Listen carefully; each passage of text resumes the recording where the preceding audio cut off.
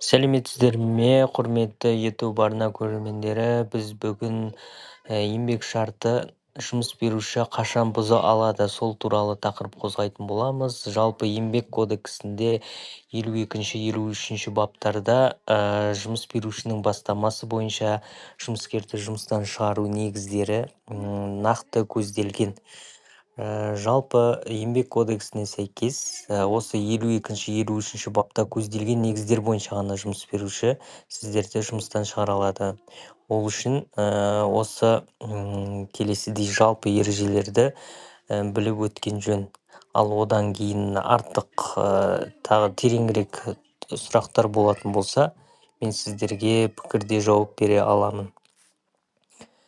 Жалпы еңбек кодексіне сәйкес жұмыс беруші оның ұйымға байланысты, өзге де себептерге байланысты өзінің бастамасы бойынша жұмыстан шығара алады. Ол қандай жағдайлар? Мысалы, ұйымға байланысты негіздер. Егер ұйымда келесі жағдайлар орын алса, жұмыс беруші жұмыскерді өз бастамасымен жұмыстан шығара алады. Олар ұйым таратылған жағдайда, мекемеде қызметі тоқтатылған жағдайда, одан кейін штат саны қысқартылған жағдайда, одан кейін жұмыс берушінің қаржылық экономикалық жағдайы нашарлаған жағдайда, жұмыскерді кемінде 1 ай бұрын хабарлай отырып, арнайы рәсімге сәйкес жұмыстан шығара алады. Бұл жағдайда одан кейін қызметкерге байланысты негіздер, олар мынадай жағдайларда бұзылуы мүмкін. Жұмыскердің белгілі бір біліктілік талаптарына сәйкес келмеуі, аттестаттаудан өтпей қалған жағдайда жұмыстан шығара алады. Одан кейін денсаулығы медициналық анықтамамен расталған жағдайда ол орындайтын лауазымына сәйкес келмесе жұмыстан шығара алады. Одан кейін сынақ мерзіміне алынған мерзімде өзіне белгіленген талапты орындамаса жұмыстан шығара алады. Одан кейін тәртіптік бұзушылықтар жұмыскердің тарапынан, мысалы, ол келесідей. Бірінші, бір жұмыс күнінің ішінде 3 немесе одан да көп сағат бойы жұмысқа себепсізден келмеу. Одан кейін мас күйде алкогольдік өнім пайдаланған күйінде жұмысқа келу. Ол арнайы аппараттармен расталған жағдайда, анықтамамен расталған жағдайда орын алады. Одан кейін қауіпсіздік ережесін сақтамау, өзге де себептерге байланысты жұмыстан шығара алады. Келесі, сенім жоғалту және құпия сақтамауға байланысты негіздер.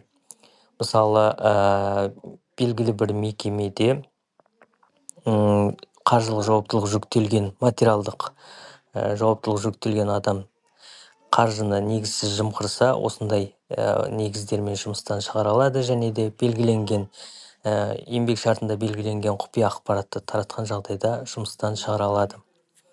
Одан кейін бізде ұзақ уақыт жұмысқа шықпау себебіне байланысты, мысалы айтатын болса, қызметкер уақытша еңбекке жарамсыз болып, қатарынан 2 айдан астам жұмысқа шықпаса, үлкен ауруларына байланысты, ол кезде жұмыс беруші оны арнайы хабарлай отырып жұмыстан шығара алады. Одан кейін 1 ай бойы себепсізден хабарсыз жұмысқа келмеген жағдайда арнайы акт рәсімделіп жұмыстан шығара алады.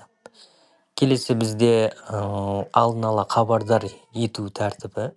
Көп жағдайда жұмыс беруші қызметкерді еңбек шарты тоқтатылатыны туралы кемінде 1 ай бұрын жазбаша хабардар етуге және жұмыстан еңбек шарты тоқтатылған жағдайда сіздерге 3 жұмыс күні ішінде жұмыс беруші арнайы расчет дейміз, өтемақылыны төлеуге міндетті, сіздің пайдаланылмаған еңбек демалыстарыңыз үшін.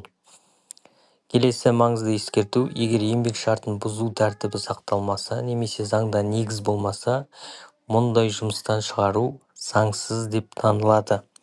Осы жоғарыда айтып өткен ақпараттарды нақты ескерген жөн. Осындай негіздер, мысалы 52-ші бапта еңбек кодексінің негіздері көзделген. Сол негіздерге сәйкес жұмыстан шығара алады, ал одан кейін оны қалай жұмыс беруші қолданылатыны туралы 53-ші бапта нақты көзделген. Соны ескеріп, барып шешім қабылдаған дұрыс. Бұл жерде ең маңызды ескеретін нәрсе, жұмыс беруші сізден жұмыстан шығару туралы айтқан кезде, сіз өз еркіңізбен ешқашанда жұмыстан шығару туралы өтініш жазбағаныңыз дұрыс. Жалпы ақпарат осындай.